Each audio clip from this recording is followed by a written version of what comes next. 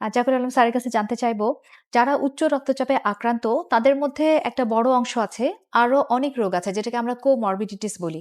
যেমন diabetes mellitus, হার্টের অসুখ থাকতে পারে, স্ট্রোক হতে পারে। তো যখন উচ্চ রক্তচাপের সাথে এ ধরনের কোমরবিডিটিস থাকে, তখন তাদেরকে আর কি বিষয়ে সচেতন থাকা উচিত? রোগীর যদি হঠাৎ করে প্রেশার বেশি বেড়ে যায় তখন সে কি করবে? এই ব্যাপারে আমি একটু বলি। সেটা হচ্ছে যে যদি একটা প্রেশার রোগী ওষুধ খাচ্ছে, হঠাৎ করে প্রেশার বেড়ে গিয়েছে, সেক্ষেত্রে আপনাকে ওই রোগীর সাথে কথা বলতে হবে সে কোনো স্ট্রেসফুল সিচুয়েশন এ আছে কিনা, তার ঘুম ঠিক মতো হচ্ছে না, স্ট্রেসফুল কন্ডিশন এ আছে কিনা। যদি সেরকম কিছু থাকে সেটা মিনিমাইজ করতে হবে।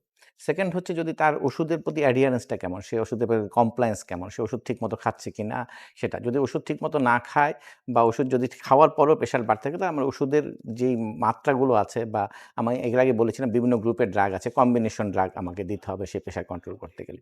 আবার অনেক সময় দেখা যাচ্ছে রোগীদের একটা হঠাৎ করে অনেক বেশি প্রেশার বেড়ে যাচ্ছে। বেড়ে যাওয়ার কারণে যদি কোনো টার্গেট অর্গান ড্যামেজ আমরা পেয়ে যাই, সেটাকে আমরা হাইপারটেনসিভ ইমার্জেন্সি বলি মেডিকেল টার্মে। সেই ক্ষেত্রে কিন্তু আমাদের রোগীদেরকে অবশ্যই হসপিটালাইজ হতে হবে এবং সেক্ষেত্রে যে মুখে খাওয়ার ওষুধগুলোর পরিবর্তে আমরা সাধারণত শিরার মধ্যে বা আইভি যে ওষুধ, কিছু ওষুধ আমরা ইউজ করি এবং খুব কন্ট্রোলড ওয়েতে তাদের প্রেশারটা কমাতে হবে। এই জিনিসগুলো আমাদেরকে মাথায় রেখে আমাদেরকে হাইপারটেনশন যদি হঠাৎ করে বেড়ে যায় তাহলে ইমার্জেন্সি ট্রিটমেন্ট করতে হবে।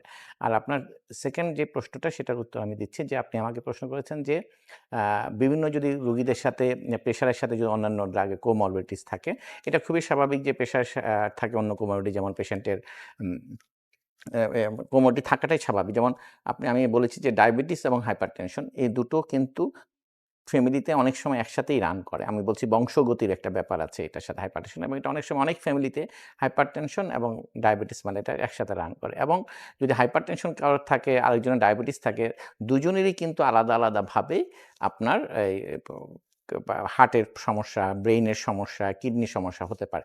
আবার দুটো যদি একসাথে থাকে তাহলে এটা অ্যাডিটিভ অ্যাকশন এর মতো হয় এবং একটা প্রায় ৬ গুণ পরিমাণ রিস্ক বাড়িয়ে দেয় আপনার এই সমস্ত রোগ হওয়ার জন্য। তো আমি এবং এগুলোর সাথে কিন্তু আপনার স্ট্রোক হওয়ার চান্স বেড়ে যায়, আপনার হার্ট অ্যাটাকের চান্স বেড়ে যায় এবং আপনার কিডনির রোগের এগুলো কিন্তু অনেক বেশি আপনার হওয়ার সম্ভাবনা অনেক বেড়ে যায়।